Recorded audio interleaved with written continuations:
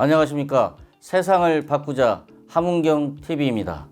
오늘은 민주노총에서 벌어진 간첩 사건과 민주노총이 가지고 있는 이념을 통해서 과연 민주노총의 심각한 현실이 어떤지 살펴보는 시간을 갖도록 하겠습니다. 오늘도 김준용 국민노조 사무총장님 나오셨습니다. 네, 안녕하세요. 시청자 여러분 반갑습니다.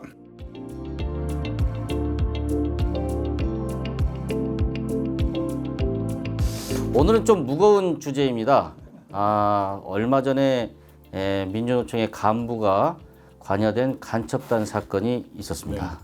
그 간첩단 사건은 민주노총의 핵심 관계자 4명과 다른 지하조직이 있었는데요. 창원에 있는 지하조직이 자주통일민중전이 사건, 그 다음에 제주도에 있었던 한길의 사건, 이렇게 해서 모든 조직들이 있었고요. 그 이전에는 청주 지역에도 조직 사건이 발생을 했습니다. 근데 이 모든 조직에 민주노총 관계자들이 있습니다. 맞죠? 그렇습니다. 예. 예. 그러니까 노동자의 권익을 옹호하고 부당한 노동 탄압이나 이런 것에 대해서 사회적 약자를 보호하겠다. 네. 예, 이런 게 노동조합의 운동 아닙니까? 그렇죠. 그런데 주된 활동은 미군 철수, 예, 그다음에 한미동맹 해체, 예, 그다음에 무슨 뭐 사드하고 평화오라 뭐 이런 것을 주로 얘기했죠. 예. 국방예산 삭감 뭐 이런 것을 주로 얘기하는데 이것은 노동조합의 본래 목적인 근로조건의 유지 개선과 아무런 상관이 없는 겁니다. 그런 와중에 지금 벌어진 사건이 간첩 사건입니다. 그렇죠. 예. 여기 이제 노동쟁이 국장인 석건호 씨를 비롯해서 또 누가 있죠? 보건의료노조. 보건의료노조 소속도 있고 금속노조 소속도 있고 그렇습니다. 예. 이분들의 활동이 어땠는지 혹시 아시고 있습니까? 이 사람들이 이제까지 간첩단 중에 최대의 지령문이 나왔어요. 90건 정도. 예. 그것도 뭐냐면은 민주노총을 압수수색할 때 이 사람들이 그냥 웃기는 소리하고 비웃었다는 거예요. 검찰 왔을 때, 국정원이 왔을 때 그래봐야 못 찾는다. 근데 국정원에 찾았어요. 이 암호문을 해독을 했는데 예. 우리가 보니까 구슬이 서말이라도 깨어야 보배. 예. 이런 암호문을 해독했어요. 그래갖고 스테가노그래피로 해가지고 서로 통신했던 내용이 그대로 나왔고 예. 그 공소장을 예. 제가 입수해가지고 가지고 있죠. 그래요? 한번 예를 한번 들어보시죠. 아까 무슨 문장이다. 구슬이 서말이면 구슬이 서말이라도 깨어야 보배. 예. 이게 암호문 그 내용이었어요. 예, 예. 그래서 거기에 스테가노그래피라 그래가지고 예.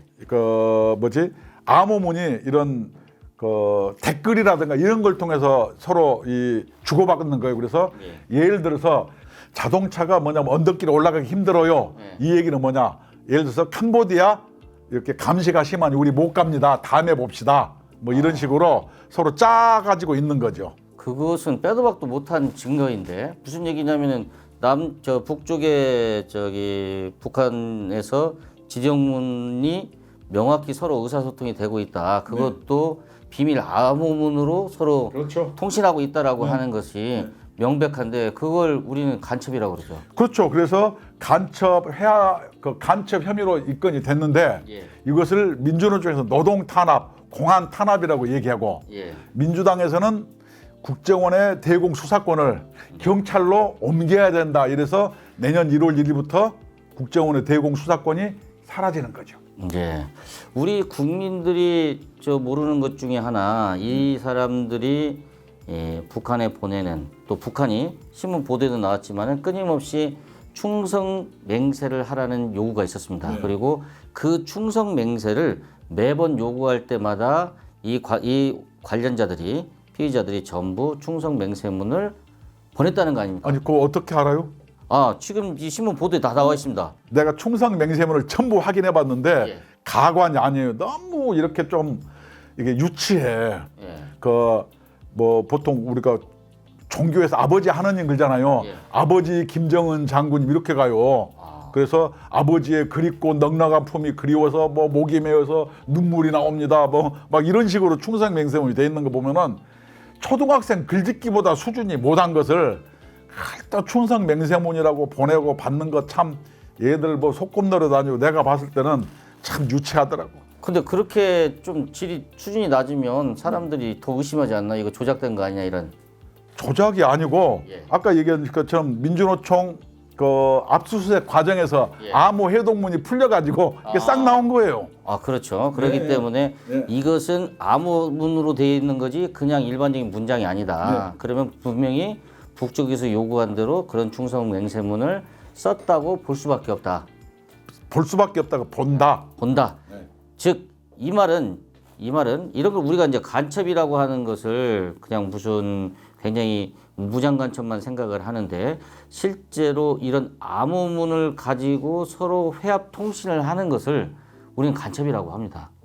그래서 이건 명백한 간첩 사건인데 재판은 지금 어떻게 되고 있죠? 재판은 현재 대한민국은 삼심제잖아요. 예. 북한은 그 자기네 고모부도 재판 안 하고 총살시켜불고 예. 그 시체는 들판에 짐승의 먹이로 뿌렸어요. 예. 아니 근데 이 자유민주주의 체제 재판을 활용해서 민변이 이것을 맡아요. 특화된 변호사가 있는데 뭐래냐 국민참여재판 같은 걸 신청하거나 재판부 기피 신청을 통해서 우리나라 사법제도는 6개월 동안 뭐냐면은 구속 6개월이 지나면 1심 구속 만료 기간이 돼서 예. 석방을 해야 돼요. 예. 요번에 그 김만배라든가 예. 뭐 이런 경우가 그런 예인데 이런 사람들이 석방돼 가지고 청주간첩단 이런 사람들이 막 거리로 활보하고 다녀요. 예. 그래서 참 우리나라는 간첩질하기는 참으로 좋은 나라다. 이게 다 충격적인데 국민들이 모르고 설마 우리나라에 간첩이 어딨냐 이렇게 얘기하는 거예요. 많습니다. 예, 그리고 이분들이 이 사람들이 극한 북한 지령문에 입각해서 활동했다. 네. 이런 증거들이 쭉 있는데 그 중에 이제 뭐 핵심 구호 이런 게 있더라고요. 그 중에 제일 열받는 게 이제 저가 일본의 후쿠시마 그 원전 처리수 문제와 관련해 가지고 제가 민감하게 반응을 하는데 그와 관련된 내용도 들어있더라고요. 그렇죠. 예를 들어서 예, 그 내용에 반일 감정을 선동하고 예, 그다음에 일본 문화원 일본 대사관을 습격 점령하라 이 지시도 있어요. 그래서 실제로 그 대진년 애기들이 그 일본 대사관인가 문화원 올해 예, 그 점거하러 가다가 다 끌려 나온 사건이 있었어요. 예, 예. 두 번째는 후쿠시마 괴담 유포 했는데 그 유포 내용이 얼마나 유치하냐. 기형 물고기가 이렇게 발생했고 기형아가 탄생했다. 이렇게 뭐냐면 선동하라는 문구가 그대로 있고 그다음에 윤석열 뭐 퇴진이 추모다. 뭐 그다음에 이것이 나라냐. 이런 이상한 구호들은 전부 북한에서 지령한 내용이 그대로 민주노총이라든가 각종 시민단체에서 써먹고 심지어 민주당도 써먹고 있어요. 아, 제가 가장 열받는 것은 아니 어떻게 후쿠시마 원전 처리수 때문에 기형 물고기가 나왔다는 게 말이 됩니까 그게? 아니 우럭이 몇천 킬로 넘어서 헤엄쳐서 온다는 사람도 있는데 뭐 그 정도는 뭐 약과죠. 예, 이런 구체적인 내용들도 지령문으로 그것도 다 암호화된 문서겠죠? 그러니까 암호 키를 해독하니까 그 지령문이 그냥 쏟아져 나온 거죠. 아, 이런 일이 지금 대한민국에 있습니다. 제가 다 갖고 있습니다. 공소장을. 근데 지금 이 사람들이 구속 그 만기가 돼가지고 지금 바깥에 돌아다니고 또 우리들이 옛날에도 보면 다 그런 전술들이 있는데 재판을 끊임없이 연기를 시켜요. 어떠한 구실을 다 붙여서라도 연기를 시켜가지고 재판 기일을 넘겨버립니다. 그렇죠. 예, 그러면 나와서 있는 거죠. 그러면 대한민국이 참 좋은 나라긴 좋은 나라입니다. 지금 간첩죄가 되더라도 나와서 돌아다닐 수 있고 증거인멸이나 도주의 우려가 있는지 없는지 도대체 그냥 구속 만기 때문에 다 내보내야 되는 게 지금 대한민국의 현실입니다. 저도 국가보안법으로 3번이나 구속돼가지고 그런 수사나 조사를 많이 받아봤지만은 제가 볼 때는 이거 뭐 빼도 박도 못하는 사실인 것 같아요. 아니요, 간첩죄 수사가 굉장히 어렵거든요. 왜 어렵냐?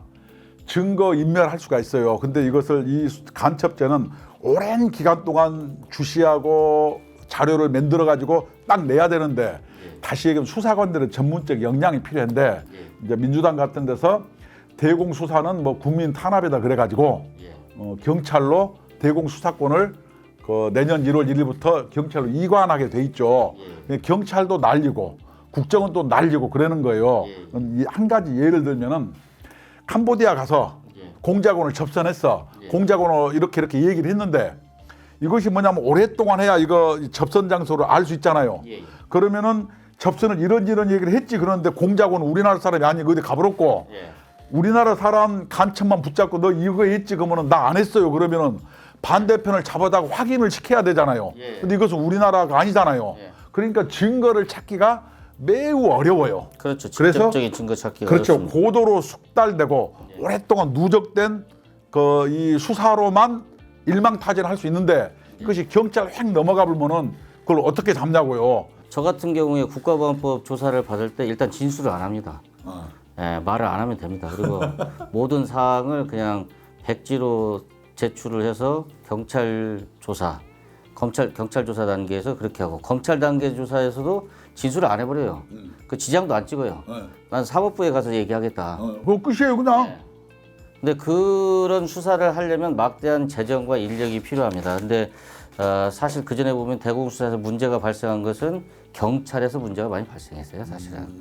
근데 지금 현재 검수완박이라는 이유로 모든 수사권이 이 경찰로 넘어가게 되죠. 그러면 재판 연기돼서 끝난 데다가 더 나가서 수사권도 이제 넘어가면은 이 사건이 어떻게 될지 정말 귀추가 주목됩니다. 그러면 민주노총 지도부는 공식적으로 이에 대해서 해명을 해야 됩니다. 그리고 이러한 사안에 대해서 국민들에게 사과를 하는 것이 마땅합니다. 그러나 해명이나 사과 이런 거 있었습니까? 없고 전부 공안 탄압, 노동 탄압하는 윤석열을 심판하다. 노동 탄압하는 윤석열을 타도하자 이렇게 나가는 거죠. 그러면 왜 민주노총이 이러는지 아까 서두에 말씀하셨는데 민주노총이 지도부가 사실은 한 통속이다. 그렇죠. 이렇게 볼 수 있다는 거죠. 사실은 옛날 한 총련처럼 반국가 단체로 정했잖아요. 여기도 현직 민주노총 조직쟁이 실장이 제일 핵심이에요. 이런 사람이 간첩다 사건으로 갔으면은 그 민주노총은 반국가 단체 아니에요? 맞습니다. 근데 노동 탄압이라는 거예요. 말이 됩니까 이게? 그러면 이렇게 한 통속이 된, 즉 간첩 사건에 대해서 아무런 말도 하지 않고 비호하는 걸로 되어 있는 민주노총 왜 이런지 한번 보도록 하겠습니다. 최근에 북한의 직업총동맹하고 같이 결의문을 발표한 게 있다는데 그 내용이 어떻게 되죠? 8월 15일 날 민주노총 항노총이 발표했고 그것을 낭독한 사람은 전교조 OXX 통일위원장 이 여성이 발표를 했어요. 그 내용의 핵심은 민중을 탄압하는 노동 탄압하는 윤석열을 심판하자. 그리고 윤석열이가 하는 한미일 군사 훈련 중단하고 군사 연습 중단하고 그 미군은 철수해야 되고 국방 예산은 삭감해서 복지 예산으로 돌리자. 이것이 핵심 내용이에요. 그러면 민주노총 노동조합하고 아까 얘기한 미군 철수 국방 예산 삭감 이런 거 과연 어떤 관계가 있죠? 아무런 관계가 없죠. 요새는 공공연하게 노동 탄압이라 그러고 이렇게 재판이 열리면은요 전부 방청도 가고요 영치금도 많이 늦고. 민주노총에서는 9월 23일 날 지난 9월 23일 날 노동자 통일 골든벨을 행사를 했습니다. 그것을 위해서 책도 많이 발간했는데 이게 왜 문제인가 하면요. 이게 민주노총에서 교육하고 있는 내용이라는 겁니다. 그렇죠. 즉 자신들이 조직이 지향하고 있는 바를 그렇죠. 여실히 보여주고 있는 겁니다. 지향점을 그냥 공표한 거예요.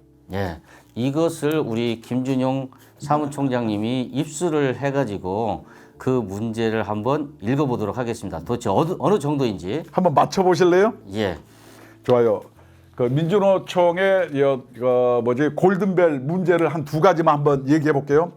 러시아의 부상, 중국의 첨단 산업 강자 등급과 더불어 자국의 빈부격차 및 제조업 공동화로 내부 모순이 심해지고 있는 미국이 경제 위기 타개책으로 삼은 방법은 무엇입니까? 뭔 것 같아요? 미국의 경제 위기를 벗어나기 위한 타겟체. 그게 뭘까요? 이게 좀 황당하게 하면 돼요. 예, 정답이 뭡니까? 동맹 수탈. 이렇게 아, 쉽게 얘기해서 우리나라라든가 이런 나라는 식민지다. 예, 이거 생각해봐요. 해방 전후사의 인식 보면은 예. 한국은 뭐로 돼 있습니까? 식민지. 식민지죠. 예. 그러면은 그걸 뭐라 그래요? 식민지를 수탈하는 것. 예. 이게 동맹이라고 좋은 이름을 해가지고 수탈했다. 그래서 아니 근데 러시아의 부상과 중국의 저 첨단 소재 산업으로 인해 가지고 미국이 위기인 건 아니고 미국은 위기는 뭐 다른 데 있는 것 같고 위기가 경제 위기가 발생한 것은 그리고 그걸 극복하는데 한국이나 이런 동맹국으로부터 수탈해 가지고 경제 위기를 극복한다고요? 그렇죠. 이 지문 자체가 틀린 거죠. 진짜로 민주노총에서 교육하고 있는 내용입니까? 이게 뭐냐면 골든벨 내용이에요. 그러니 얼마나 이게 황당해요. 아 정말 황당합니다. 이게 철진한 동맹 걸 수탈. 가지고 이게 막. 아, 이게 지금 민주노총의 교육 내용입니다. 네. 또 하나 보실래요? 예. 우리나라에서 45년부터 60년대까지 예. 미국에서 원조를 해줬는데 이 원조로 말미암아서 우리나라 농업이 황폐화됐고 그로 인해서 없어진 작물이 두 가지가 있습니다. 이것은 무엇일까요? 아 그런 건 제가 잘합니다. 왜냐하면은 네. 이것은 해방 전후사의 인식이나 박현채 선생이 민족경제론 이런 거 얘기할 때 옛날에 수도 없이 한 얘기예요. 아 밀과 면화가 없어졌다는 그렇죠. 거예요. 이게 네. 밀과 면화가 없어져서 우리나라가 농업이 황폐화됐다. 예. 이게 답이에요. 그러니까 PL480이나 밀가루를 공급한 건 농업 기반을 무너뜨리기 위해서 그런 원조를 한 거다. 그러니 배고파서 굶주려 있는 사람들한테 밀가루 받으면 안 된다. 이렇게 얘기한 거죠. 지금 그게 그 민주노 통일 골든벨의 문제. 이렇게 지문도 틀리고 답도 틀리고 이렇게 세계를 읽고 바라보는 내용이 완전히 왜곡돼 있고 이 지문의 내용은 뭐하고 똑같냐. 내가 다 분석을 했죠. 북한은 노동신문과 정확하게 일치한다. 이게 DNA가 한 99.9% 같더라고요. 민주당은 어떤 입장입니까? 민주당은 이것을 지원해 주죠. 그래서 국정원의 대공수사권을 막 뺏어불고 예. 그다음에 이것이 노동 탄압이라고 더 정부를 압박하는 데 앞장서는데 예. 대표적인 게 예를 들어서 얼마 전에 이재명이가 단식할 때 예. 한국노총 위원장이 갔잖아요. 예. 그때 뭐라고 했냐면은 노란봉투법이라든가 이런 노동 탄압에 대해서 최우선적으로 우리가 함께 할게. 예. 너희들은 나를 도와줘. 이렇게 둘이 짬짬이 하는 거예요. 그래서 둘은 한패다. 그래서 예를 들어서 민주노총에서는 부자 곡간 털어서 평등 세상 이룩하자. 그럼 이재명이가 답합니다. 억강부약으로 대동 세상 이룩하자. 예. 이것은 서로 똑같은 얘기예요. 예. 그래서 둘은 한패예요. 민주노총의 실상을 간첩 사건에서부터 한번 찾아봤습니다. 이 노동쟁이 국장이 가담돼 있는 간첩 사건, 지령문을 해독해서 찾아낸 암호문들의 내용, 그 충격적인 내용, 충성맹세문, 현재의 시국에 대한 대처 방법 등이 적나라하게 드러난 사건입니다. 그런데 이 사건에 대해서 민주노총은 아무 말도 하고 있지 않습니다. 오히려 노동 탄압이라고 정부를 규탄하고 있습니다. 그런데 민주노총은 지금 현재 미군 철수와 그 동맹을 파기하고 국방 예산을 삭감하라고 얘기하고 다른 한편에서 자기 조합원들의 교육에 있어서는 미국의 식민 정책 때문에 대한민국의 경제가 무너지고 동맹이 식민지 수탈을 당하고 있다라고 하는 내용을 교육하고 있습니다. 그러니 당연히 간첩 사건에 대해서 입을 다물고 있는 거죠. 자, 세상을 바꿉시다. 함은경 TV입니다.